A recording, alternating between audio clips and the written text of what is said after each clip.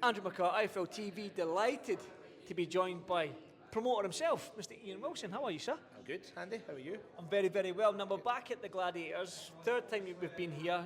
Just your assessment of the last two shows that we've had here, because I've enjoyed them thoroughly. What's your assessment of them? Because you're the business end and all this sort of stuff, you feel the stresses of it all.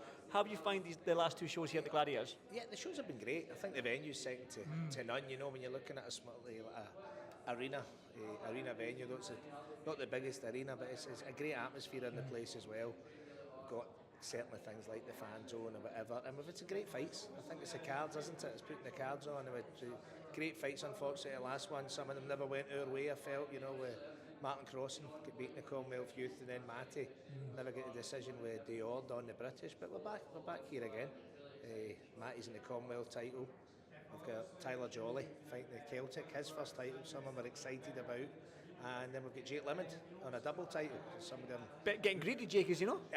some of them, you know, they're really close to. So listen, it's great to be seeing him at this stage of his career doing that, and it's a tough fight, you know.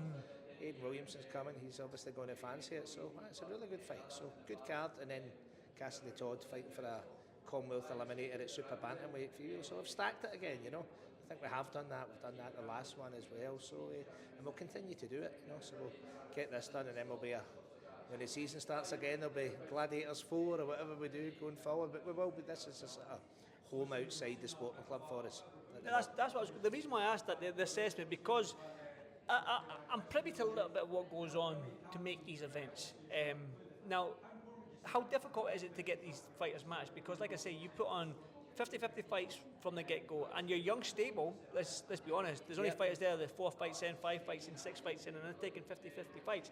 Is it easy for you to go to them fighters and be like, right, jump in with him now, and to make them fights? Or is there a little bit of a headache with it all?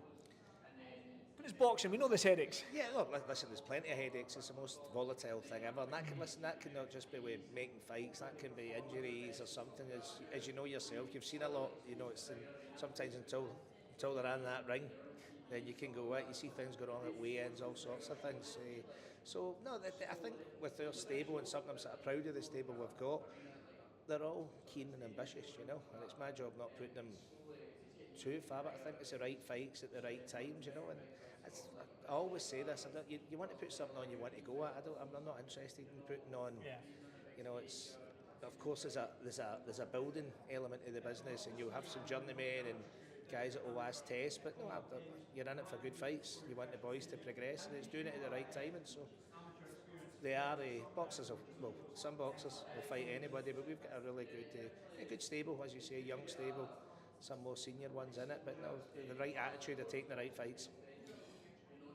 Obviously, the Gladiators has been fantastic, and you've managed to get them televised. Now, I don't know if I'll release this after Saturday or release it tomorrow, whenever I release this interview. So it's on you what you want to say here. Now, like I said to you at the press conference, you alluded to something being said on Saturday. Now, you can just give me the answer you gave me at the press conference, or you can say it and I'll release it after. You had the Zone, the first show, then you had the BBC Scotland, the second show. I'm looking at the poster, I can't see any TV network. Can I put 2 and 2 together, like I said, and come up with 5 and say there's... Well, listen, we're hoping, Andy, I can't say it, but we're really hoping to make a big announcement towards the end of this week as well, which is great, because I think that's been the thing with BBC the last time. You know, it was BBC 2 in Northern Ireland, Wales, and then it was BBC Scotland and the iPlayer. That gave it a really great lift as well, and then with the Zone as well. So people the first time round, so it really lets people. I think these guys deserve it as well. You know, it's building them up, and if you've got title fights, it's good that people can see it wider afield than who was at the Gladiators that night. You know, so. Well, hopefully a good announcement at the end of the week, Andy. I'll release this before Saturday, then, so you can maybe give me anything there.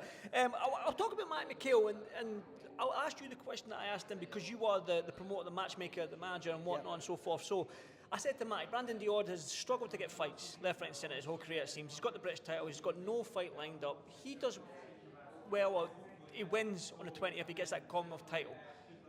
Does that rematch for you against Brandon Diord make sense? Does that make sense for maybe a Gladiators 4 or another show? Is that something you'll be aiming for?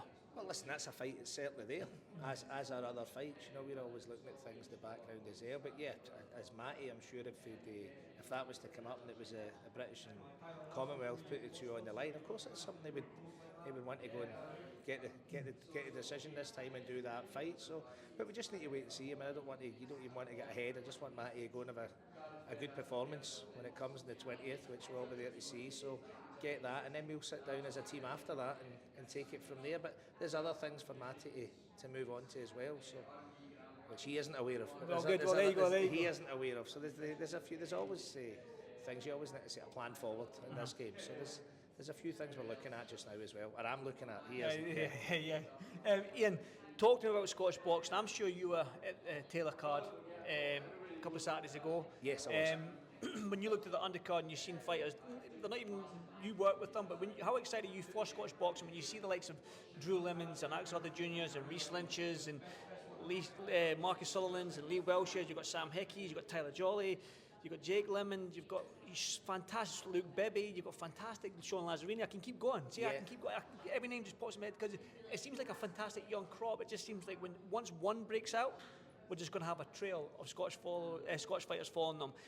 Are you excited for the next 5 to 10 years for Scottish boxing, of what we've got? Yeah, definitely. I mean, you're looking at the ones now that were the games that have come, that have sort of kicked on now. You know, Matty's in serious title fights. Tyler's coming through as well. You know, Sam Hickey is signed with Sky Sports as well. So it's just sometimes getting the break, isn't it? I mean, I always say this is what we're doing here. I think is the sort of hard end of the game, isn't it? You know, so you've not got the big networks backing you and the other promoters. So no, I think the Scottish boxing's in a great, and as you said at the Hydro, there was some fantastic performances at the Hydro. You know, Nathaniel Collins. That was a great performance for him, you know, as well. So there's a lot of good people flying the flag for Scotland, and I think once that was Queensbury came, and then I'm sure they'll be back. I think at some point in the future as well. So no, it can only be good, you know, for all these Scottish kids coming through as well. And we'll do our best bit at this side as well. You know, putting these shows on, the arena shows, and building up the talent, because there's a lot there. Definitely. Again, I want to echo what I said at the press conference. It's not a question. Just want to commend you because all the legwork you've done, the fights that you put on for these young fighters, especially Lewis, who's had 3 arena fights that you mentioned there, on TV as well. He's been lucky enough to fight on DAZN and BBC Scotland and maybe another one. Maybe another one, who knows. So not a question, just to say thanks on behalf of me of what you're doing for these young fighters, because I've seen firsthand how Scotland struggles to get their names out there and get our fighters out there. So well done, Iain. And all that's right, a little thank you from me. Not a question, just a thank you. Okay? Thanks very much, Iain. I appreciate it, man. Thank you. No problem.